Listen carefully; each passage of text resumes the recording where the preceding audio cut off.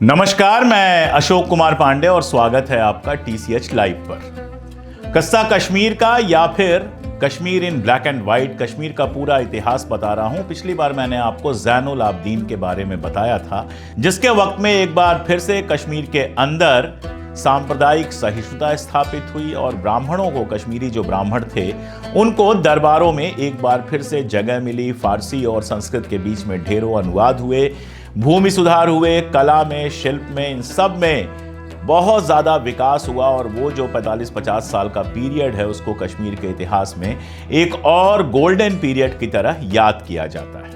ज़ैनुल आबदीन के वक्त में ही कश्मीर में एक सूफी परंपरा शुरू हुई, जिसको ऋषि परंपरा कहते हैं। ये ऋषि शब्द जो है वो वही ऋषि है जो संस्कृत वाङ्मय में मिलता है, ऋषि मुनि वाला।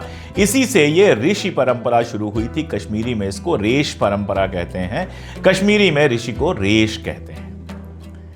और ये परंपरा कश्मीर के अंदर इस्लाम की स्थापना में बेहद इंपॉर्टेंट रोल निभाती है। मजेदार बात यह है कि जहां दूसरी जो सूफी परंपराएं थीं वो बाहर से आई थीं, हमदानी के साथ, बाकी लोगों के साथ, नक्शबंदी और दूसरी सारी परंपराएं, ये जो सूफी परंपरा थी ये कश्मीर के अंदर पैदा हुई थी। और इसीलिए इसने कश्मीर में निचले तबके जो कहे जाते हैं उनमें बड़ा असर बनाया।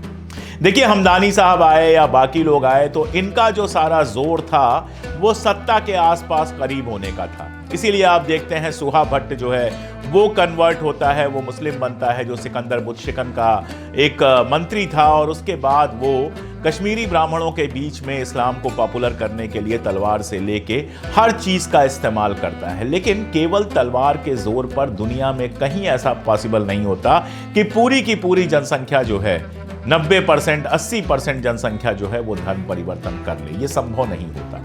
आप भारत के अंदर देखिए, 300 साल तक मुगल राज रहा, बहुत सारी कहानियां सुनाई जाती हैं, लेकिन आज भी भारत में जो बहुसंख्यक हैं वो तो हिंदू हैं, मुसलमान तो हैं नहीं।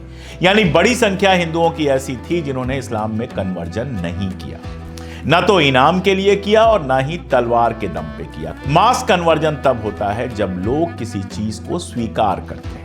अदरवाइज यही होता है कि डर के मारे कुछ लोग बदलेंगे, फिर लौट के आ जाएंगे, क्या होगा क्या नहीं होगा, ये सारा कुछ बहुत क्लियर है। जब आप 400 साल बाद, 500 साल बाद इतिहास को देखते हैं तो ये कह पाना बड़ा आसान होता है, तलवार के जोर पर हो गया, ये हो गया, वो हो गया। लेकिन जब इतिहास को वहां जाकर वहां के तथ्यों के हिसाब से देखते हैं तो चीजें अलग दिखाई देती हैं। वैसे देखें तो सूफिज्म भी इस्लाम के अंदर एक डेविएशन था। खानकाह बनाई जाती थी जहां पे रहते थे, संगीत बजता था, लोग संगीत के माध्यम से गाना गा के जो है इबादत करते थे। अगर आप देखें तो इस्लाम की जो कट्टर परंपराएं हैं उसके तो ये खिलाफ है।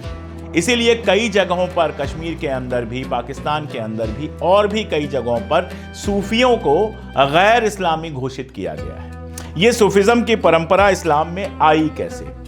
जून 632 ईस्वी में मोहम्मद साहब की मृत्यु हो जाती है।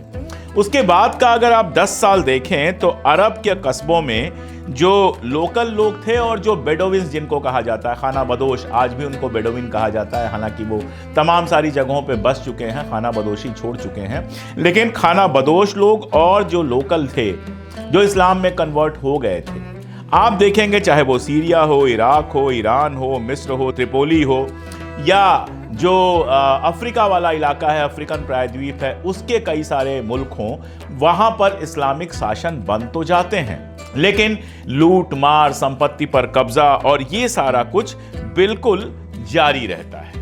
तो उम्मा बन तो जाती है, लेकिन उसके अंदर बहुत सारी ऐसी बुराइयां फैलना शुरू होती हैं जिन बुराइयों का इस्लाम में प्रतिकार किया गया था मोहम्मद साहब के समय में, जिसे गलत बताया गया था। लेकिन अब भी एक ग्रुप था जो पैसे के, संपत्ति के, पावर के इस खेल से खुद को बाहर रखता था और सादगी का जीवन जीने की बात करता था। इसको कहा जाता है अहल अल सूफा। ये वो समूह था और इसके सबसे प्रमुख थे अबू जर अल गिफारी। अबू जर अल गिफारी जो थे वो बानू किन्नाह कबीले के थे और यही वो कबीला था जिसमें मोहम्मद शाह भी कुरैश कुल में पैदा हुए थे, तो ये थे उसी परंपरा से। और अबू जर को माना जाता है कि इस्लाम अपनाने वाले चौथे या पांचवें व्यक्ति वो थे, यानी बेहद करीब थे मोहम्मद साहब के। उनका इकबाल क्या है आप इस बात से समझ सकते हैं कि जो शिया ट्रेडिशन है उसमें उन्हें अली इब्न अबी तालिब के जो 4 साथी थे उनमें से एक माना है।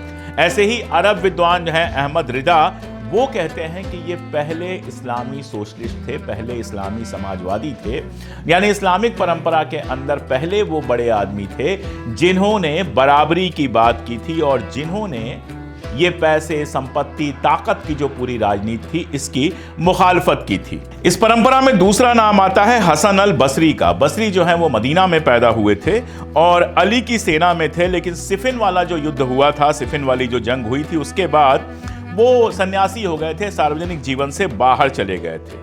मानना यह है, सूफीवाद मानता यह है कि उन्होंने खुद ही सीखा था, सूफीवाद की थीरीज खुद डेवलप की थी उन्होंने। तसव्वुफ कहते हैं, सूफीवाद की जो शिक्षाएं हैं उनको तसव्वुफ कहते हैं और बसरी को इसका पहला विद्वान माना जाता है। बसरी कुरान के भी बड़े विद्वान थे और कहते हैं कि भाषण बहुत अच्छा दिया करते थे और उम्मय्यद जो शासन चल रहा था उसमें जिस तरह का दमन और शोषण चल रहा था उसका इन्होंने जबरदस्त तरीके से विरोध किया था। इसी के वजह से 10 साल से ज्यादा वक्त तक ये अंडरग्राउंड होकर रहे थे और ऊन का बना कपड़ा पहनते थे। अब ऊन होता है सूफ और इसी सूफ से बना सूफी। उनकी तरह जो ऊनी कपड़े पहन के यानी सादे कपड़े पहन के घूमते थे उनको कहा गया सूफी। 7वीं शताब्दी में इसमें एक और बड़ा नाम जुड़ता है रबिया बिन्त अल इस्माइल अल अदाविया का, जिनको अब हम सिर्फ राबिया कहेंगे। राबिया एक बेहद गरीब परिवार में पैदा हुई थी और कहा जाता है कि बचपन में उनको 6 दिरहम में बेच दिया गया था। आगे का सारा जीवन उन्होंने इबादत में बिताया और कहते हैं जंगलों में ये रहती थी। एक छोटी सी झोपड़ी जंगल में डाली हुई थी जिसमें एक पुरानी दरी थी, टूटी सुराही थी और एक ईंट थी जिसको वो तकिए की तरह इस्तेमाल करती थी। इतने गरीबी में और इतने आप कह सकते हैं सादगी में उन्होंने जीवन बिताया। उनका एक कथन है जिसमें वो कहती हैं, खुदा अगर मैंने तेरी इबादत जहन्नुम के डर से की है तो मुझे जहन्नुम की आग में जला। अगर बहिश्त के लिए, स्वर्ग के लिए मैंने तेरी इबादत की है तो बंद कर दे मेरे लिए उसके सारे दरवाजे। लेकिन अगर मैंने सिर्फ तेरे लिए इबादत की है तो मुझे अपने वजूद की लाफानी, कभी ना खत्म होने वाली खूबसूरती से कभी दूर मत करना। यानी सूफी लोग जो थे शुरुआती दौर में कम से कम सीधे अल्लाह से मतलब रखते थे, इबादत करते थे, बेहद सादगी से रहते थे, सादगी की शिक्षा देते थे, हिंसा वगैरह से अक्सर दूर रहा करते थे और अपना जीवन बिताया करते थे। खानकाहें वगैरह तो उन लोगों ने बनवाई जो बड़े सूफी संत हुए, पैसे वाले सूफी संत हुए, जिनके बहुत सारे आप कहिए कि शागिर्द और बाकी सारे लोग हुए या जिनके ऊपर बादशाहों का करम हुआ, उन्होंने तो खानकाहें वगैरह बनाई। हालांकि उस इलाके में जो बुद्धिस्ट मठ थे, कई बार यह कहा जाता है कि कई बुद्धिस्ट मठों ने पूरी तरह से इस्लाम अपना लिया, पूरे के पूरे मठ कन्वर्ट हो गए और उसके बाद जो मठ थे उन्हीं को खानकाह में बदल दिया गया। अब सूफी इतिहास अलग से बड़ा लंबा है, मैंने आपको कई किताबें पहले भी बताई हैं, जिसमें खास किताब S.A.A. रिजवी की है। आप उस किताब को पढ़ेंगे तो सूफी इतिहास के बारे में आपको बहुत कुछ पता चलेगा। यहां पर सूफी इतिहास के बारे में फिलहाल मैं इतनी ही बात कर रहा हूं और यही जो सूफी परंपरा है ये कश्मीर के अंदर पहुंची। ये जो सूफी परंपरा थी आप जानते हैं सबसे शुरू में पहुंची थी जो पहला बुलबुल शाह थे जिन्होंने रिंचन को इस्लाम अपनाने के लिए शिक्षा दी थी, वो भी सूफी थे। उसके बाद हमदानी साहब आते हैं, तो बाहर से तो ये लगातार सूफी परंपरा आ रही थी। कश्मीर के अंदर जो पहली सूफी परंपरा पैदा हुई उसके बारे में मैंने आपको बताया, उसका नाम था ऋषि परंपरा। और ये परंपरा शुरू करने वाले थे शेख नूरुद्दीन, जिनको कई बार शेखुल आलम भी कहा जाता है और जिनको नुंद ऋषि के नाम से भी बुलाया जाता है। शेख नूरुद्दीन या फिर जिनको शेखुल आलम कहा जाता है, उनके खानकाह जो है चरारे शरीफ में है। आपको शायद पता होगा एक अफगानी आतंकवादी ने उसमें आग लगा दी थी, जल गया था, पूरी तरह से वो शहर ही जल गया था, दोबारा से उसको बसाया गया है। मैं गया था वहां पर, मैंने देखा है उसको। तो चरारे शरीफ में इनकी खानकाह है। शेख नूरुद्दीन के बारे में कहा जाता है कि उनके पुरखे जो थे वो किश्तवाड़ के थे और राजपूत परिवार के थे। उनके दादा का जो नाम था वो ओगरा टेक था। एक लोकल लड़ाई में ओगरा टेग हारे और मारे गए। उसके बाद इनके परिवार को वहां से पलायन करना पड़ा। काफी बुरी स्थितियों में यहां वहां भटकते हुए इनके बाप जो हैं वो एक संत यासमन ऋषि हैं, उनके पास पहुंचे और उनका नाम था सालार संज। लेकिन वहां पहुंचने के बाद उन्होंने इस्लाम अपना लिया और अपना नाम रख लिया सालार दीन। इनकी मां जो थी वो भी ऐसे ही परिवार की थी, काफी भटकते हुए पहुंची थी उसी यासमन ऋषि के यहां, और उन्होंने भी सदरा नाम अपना लिया था, इस्लाम अपना लिया था। यासमन ऋषि ने ही इनके पिता और माता की शादी करवाई और इसके बाद पैदा होते हैं शेख नूरुद्दीन या फिर नुंद ऋषि। बड़ी मजेदार कहानी है। कहा जाता है खेई जोगीपुरा में 1370 में 1377 में इनका जन्म हुआ और एक किस्सा कहा जाता है कि जब ये पैदा हुए तो मां का दूध ही नहीं पी रहे थे। अब हुआ ये कि लोग परेशान हुए, भटकती हुई ललद्यद वहां पहुंची। ललद्यद ने इनको देखा और कहा कि तुम जब जन्म लेने के बाद नहीं शर्माए तो संसार का सुख लेने से क्यों शर्माते हो। और उसके बाद जो बालक नुंद थे, ये जब बच्चे जो थे, इन्होंने माता जो थी ललद्यद, उनके स्तन पर मुंह लगाया, दूध की बरसात होने लगी और पहला दूध जो इन्होंने पिया वो ललद्यद का पिया, ये कहा जाता है। अब इस किस्से का बड़ा मजेदार तरीका जो है, इस किस्से का जो मतलब है उसको समझना चाहिए। ललद्यद ने, मैंने पहले भी आपको बताया था कि ललद्यद ने समाज के अंदर जो विसंगतियां थीं, जातिवाद था, ये सारा कुछ जो है अपने वाकों में इसका मसला उठाया था और समाज के अंदर एक सामाजिक क्रांति जैसी स्थिति पैदा कर दी थी। अब उसमें पैदा होते हैं शेख नूरुद्दीन, जो हैं तो मुस्लिम, हैं तो सूफी, लेकिन तरीके इनके बिल्कुल सारे हिंदुओं जैसे ही हैं। वैसे ही बिल्कुल जो है सादा कपड़ा पहनते हैं, दाढ़ी बढ़ाते हैं, नॉनवेज नहीं खाते हैं वगैरह वगैरह, और गांवों में घूम के धर्म का संदेश देते हैं। अब जब आप देखिए कि जो सो कॉल्ड लोअर क्लास होता है, जो पहले ही ललद्यद की वजह से, ललद्यद ने जिस तरह की सामाजिक क्रांति की थी, जिस तरह से लगातार वो जातिवाद वगैरह के खिलाफ बोल रही थी, पहले से ही उन चीज़ों के प्रति सचेत था। ऐसे में जब एक बराबरी वाले धर्म का संदेश लेकर नुंद ऋषि जाते हैं तो वो आसानी से इस्लाम अपना लेता है। ये कहानी यही बताती है कि नुंद ऋषि को जो ताकत मिली थी वो मिली थी ललद्यद के सामाजिक आंदोलन से। तो नुंद ऋषि जो है वो सूफी हो जाते हैं और सूफी होने के बाद एक ऋषि परंपरा शुरू करते हैं, जो कश्मीर का जो लोअर तबका सो कॉल्ड था, गैर ब्राह्मण तबका था, ग्रामीण तबका था, गरीब तबका था, उसमें इस्लाम के प्रसार में बहुत बड़ी भूमिका निभाता है।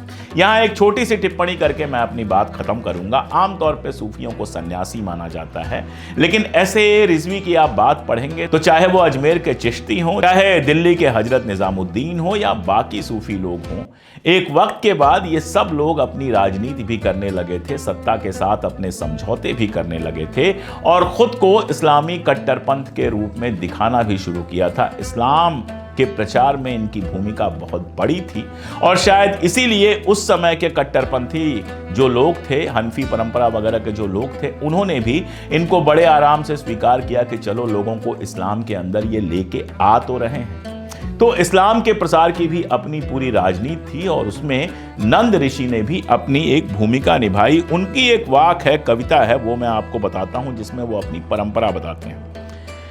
अपनी जो परंपरा में सबसे अव्वल किसको कहते हैं? ऋषि मोहम्मद ऋषि। सबसे अव्वल ऋषि कौन है? यानी उनकी जो परंपरा है उसमें सबसे अव्वल कौन है? मोहम्मद ऋषि। यानी सीधे सीधे खुद को कहां से जोड़ते हैं? वो मोहम्मद साहब से जोड़ते हैं। उसके बाद उवैस करनी को जोड़ते हैं, जुल्का ऋषि को जोड़ते हैं, चौथे हजरत पलास हैं, पांचवें मीरान हैं और छठवां रूमी को उन्होंने ऋषि कहा है और सातवें में कहा है कि गलती से मुझे ऋषि कह दिया, क्या मैं ऋषि कहलाने योग्य हूं? मेरा नाम क्या है?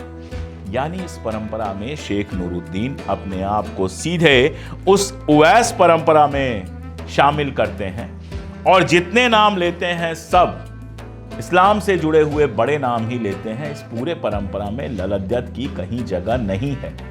यानी सीधे सीधे वो कितनी भी बातें दूसरी कर रहे हों, एक बात बहुत साफ समझना चाहिए कि सूफी परंपरा भी शुद्ध इस्लामिक परंपरा थी और इस्लाम के प्रचार प्रसार के लिए ही उन्होंने अपने सिद्धांतों का उपयोग किया। इस बात को बहुत बहुत साफ समझना चाहिए। और एक बात मैं और कह दूं कि जिस बराबरी की बात करता हुआ इस्लाम आया था, क्या वो बराबरी, क्या वो सहिष्णुता कश्मीर और पूरे हिंदुस्तान और पूरी दुनिया में वो दे सका?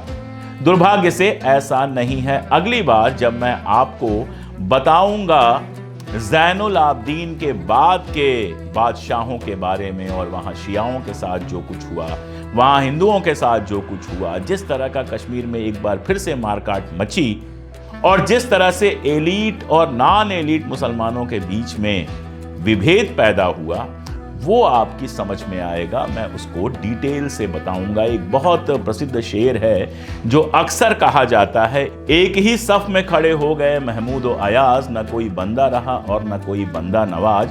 वो सुनने में तो बहुत अच्छा लगता है, और ये भी सच्चाई है कि जब मस्जिद में नमाज होती है तो सारे लोग एक साथ ही खड़े होते हैं। वो छुआछूत नहीं दिखता है जो हिंदू धर्म में है। मस्जिदों में जाने पर किसी के रोक नहीं होती है, लेकिन फिरका परस्ती, फिरकों में बंटवारा, वहाँ भी ऐसा है कि एक मस्जिद में व्यक्ति जाता है, दूसरे में नहीं जाता है। और दूसरी बात कि शादी ब्याह से लेकर और सामाजिक व्यवहारों में कम से कम भारत के अंदर अभी भी जिस तरह का जातिवाद दिखाई देता है वो चिंता पैदा करने वाला है। खैर, इस पर कम बात करेंगे, कश्मीर के इतिहास पर ज़्यादा बात करेंगे। जुड़े रहिए।